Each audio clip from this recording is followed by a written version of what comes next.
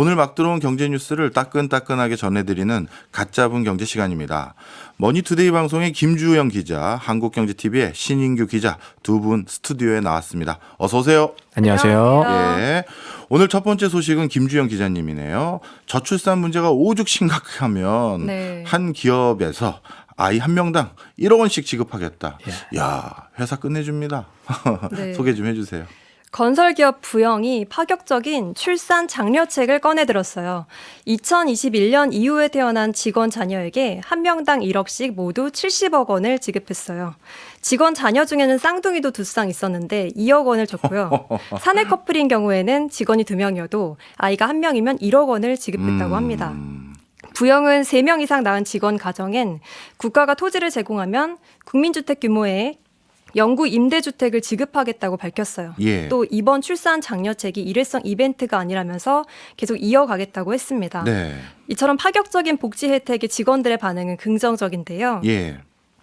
2021년을 기준으로 정하면서 2020년이나 2019년에 자녀를 출산한 직원들은 아쉬워하면서도 예. 이번 기회에 둘째, 셋째를 준비하겠다면서 의지를 보였다고 하네요. 아, 그렇겠어요. 이거 예를 들어서 매년 애 한 명 잘 낳으면 억이 생기는데 하여튼 뭐 좋은 정책인 것 같은데 사실 이전에도 다른 대기업들이 이렇게 현금 지원하는 경우는 있었던 걸로 제가 기억을 하거든요. 그런데 이렇게 억소리 나는 지원은 이번이 처음 아닌가 싶습니다. 맞습니까? 네, 기업이 출산 직원의 가정에 현금을 직접적으로 지급한 사례는 기존에도 있었어요. 앞서 현대차, 포스코, HD 현대, 삼성물산, SK이노베이션 등이 출산 직원 가정에 수백만 원을 출산 축하금으로 지급을 했죠. 네. 제일 많이 준 곳이 금호석화였는데 첫째 낳으면 500만 원, 둘째는 1,000만 원, 셋째 1,500만 원, 넷째 2,000만 원 이렇게 줬었습니다. 네. 다만 이번 사례처럼 억소리 나는 출산 장려 지원금을 한 번에 지급한 것은 예. 처음이거든요. 아, 일시불로 지급하나요? 네, 일시불로 지급을 와. 했습니다. 네, 재계에서는 부영이 했는데 다른 기업이 가만히 있겠냐면서 예. 앞으로 기업 전반으로 이 같은 움직임이 확산될 수 있다는 기대감이 나오네요. 근데 진짜 그렇겠어요. 부영 외에 다른 기업들도 뭔가 할 것 같은데 그 전에 이전에 그 다른 기업들은 자발적으로 시행했던 저출산 대책들이 뭐가 있었는지 그것도 좀 궁금합니다. 네, 기업들의 기존의 임신 출산 복지를 보면 지난해 포스코에서 넷 쌍둥이를 낳은 자녀를 둔 직원에게 9인승 승합차를 선물해서 주목을 받았었고요. 예. 또 건설사업 관리기업인 한미글로벌은 셋째를 낳은 직원을 묻지도 따지지도 않고 바로 승진을 시켜주고 있습니다. 대리면 과장, 과장이면 차장 이런 식으로인데 예. 개인적으로는 고가가 좋지 않을 때 아이를 가지면 정말 좋겠다는 생각이 들었습니다. 네, LG화학은 출산 전에 임신을 준비하는 과정에서부터 도움을 주고 있는데요. 예. 이 회사가 난임 치료제를 개발을 하거든요. 회사 특성을 고려해서 시험관 아기라든지 난임 치료를 받으러 갈 때 연차를 쓰지 않고도 갈 수 있게 유급 휴가를 제공하고 있어요. 네. 이처럼 기업들이 꾸준히 저출산 대책에 관심을 가져왔는데요. 예. 부영의 이번 대책이 워낙 파격적인 만큼 앞으로 기업 차원의 출산 장려 복지 스케일이 아주 달라질 수 있다는 전망이 나오고 있어요. 네, 정말 그럴 것 같습니다. 그런데 이번에 다시 부영 얘기로 돌아와서요. 부영의 이번에 출산 장려금을 보면 지급 방식이 좀 특이하더라고요. 직원에게 주는 게 아니라 자녀에게 지급한다. 이렇게 돼 있어요.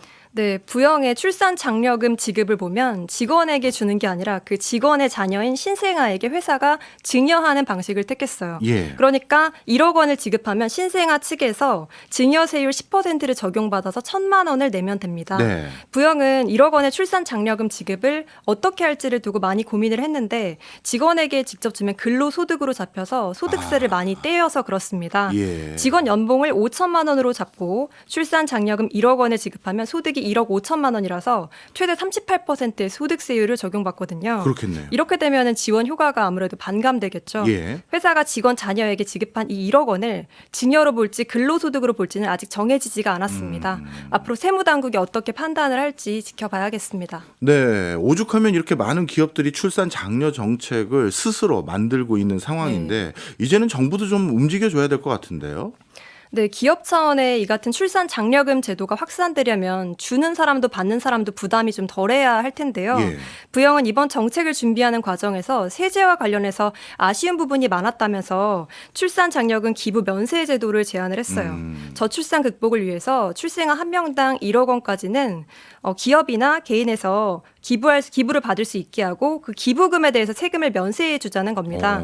또 기부자에게도 기부 금액만큼 소득세, 법인세를 세액 공제하는 방안을 택하면 우리 외환위기 때 금모으기 운동했던 것처럼 네. 자발적인 참여가 크게 늘어날 수 있다고 주장했어요. 예. 또 부영은 셋째 아이를 낳으면 국가가 토지를 제공하는 걸 전제로 국민주택 규모 영구 임대주택을 제공하겠다고 했는데 아직 그 법안이 없어서 이 법안을 마련해 달라고도 제안을 했습니다. 네. 앞으로 정책을 수립할 때 이 같은 아이디어가 좀 참고가 될지 두고 봐야겠습니다. 네. 기업 입장에서 이렇게 굉장히 구체적이고 적극적인 행보가 동참되어 있는 제안을 이렇게 하고 있는 상황인데 뭐 나름대로 정부도 역대 정권 다 들어서 저출산 문제 해결하기 위한 많은 대책들이 있었는데 요즘 들어서는 정부 차원의 대책은 어떤 게 있나요? 네, 대통령 직속의 저출산 정책을 총괄하는 저출산 고령사회위원회 저고위가 있습니다. 위원장은 대통령이고 부위원장은 김영미 동서대 사회복지학과 교수가 맡고 있는데요. 예. 저고위는 관계 부처와 협업해서 저출산 종합대책을 마련하고 있고 당초 2월 말에서 3월 초에 중장기 로드맵을 발표할 계획이었는데 쉽지가 않아 보입니다. 예. 왜 그런가 봤더니 부위원장이 지금 교체될 조짐을 보이고 있더라고요. 저고위 측은 여러 대책 중에서 일과 가정의 양립 이 부분을 특히 중요시한다고 밝혔는데요. 이에 따라서 남성들이 육아휴직을 좀 더 적극적으로 쓰게 하는 요인을 만들거나 예. 아니면 육아기 단축 근로를 제도화하는 방안 등이 논의되고 있는 것으로 알려졌어요. 네. 또 지방자치단체들도 저출산 대책에 요즘 관심이 높은 것 그렇습니다. 같습니다. 마침 오늘 서울시가 저출산 극복을 위해서 1조 8천억 원 이 정도의 예산 투입을 발표했는데 어떤 내용인가요? 네, 서울시가 저출산 극복을 위해서 1조 8천억 원을 투입을 하기로 했는데요. 어린이집이 4시에 끝나면 엄마들은 저녁 먹을 때까지 그 2시간을 보내기 위해서 키즈카페나 놀이터를 가거든요. 그러니까 아예 어린이집과 키즈카페를 한 건물에 넣는 양육 친화 주택을 만들기로 했어요. 부지가 정해졌습니다. 영등포구 당산에 있는 공용 주차장 부지, 금천구 남부 여성발전센터 부지 등에 건립할 예정으로 2026년 착공해서 28년 입주를 목표로 하고 있는데요. 네. 한두 군데 만든다고 정책이 이렇게 퍼지진 않을 테니까 네. 서울시는 점차 양육 친화 주택을 확대하기 위해서 여러 부지를 검토하고 있다고 밝혔습니다. 또 아이가 2명 이상인 집에 실질적인 혜택을 주기 위해서 둘째를 낳았을 때 첫째에 대해서 돌봄 서비스를 신청하면 첫째에 대해서는 본인 부담금을 면제해 주겠다고도 했습니다. 네. 이 밖에 부모들이 직장에서 육아휴직을 눈치 안 보고 쓸 수 있도록 기업과 협력하는 방안도 나왔는데요. 예를 들어 재택근무나 출산 축하금과 같이 양육 친화 제도를 적극적으로 쓰는 기업을 선정해서 그 기업에 인센티브를 주는 방안도 검토하고 있다고 밝혔습니다. 네, 우리나라 저출산 문제가 심각해서 그런지 말씀 주신 것처럼 지방자치단체, 그다음에 정부, 심지어 기업까지 적극적으로 대책안을 내놓고 있는 상황인데요. 선거 앞두고 당연히 여야에서도 대책이 나왔겠죠. 네, 4월 총선을 앞두고 저출산 공약이 경쟁적으로 쏟아져 나오고 있습니다. 여당인 국민의힘에서는 엄마 말고 아빠도 출산 휴가를 의무적으로 한 달 쓰자. 이제 유급 아빠 휴가를 내놓았고요. 예. 영세에서 초등학교 저학년 자녀를 대상으로 하는 영유아 보육 지원책, 또 중소기업의 대체 인력 수급 개선책 등을 내놓았습니다. 야당인 더불어민주당은 모든 신혼부부에게 1억 원을 대출해주고 아이를 낳는 만큼 원금을 얼마나 갚아야 할지를 정하자고 했어요. 예를 들면 아이를 둘 낳으면 원금을 50%만 갚아도 되고 셋 낳으면 아예 안 갚아도 된다는 겁니다. 네, 민주당은 또 주택 신혼부부 특별 공급에서 신혼부부 기준을 결혼 7년 차에서 10년 차로 늘려서 대상을 확대하는 내용도 소개했는데요.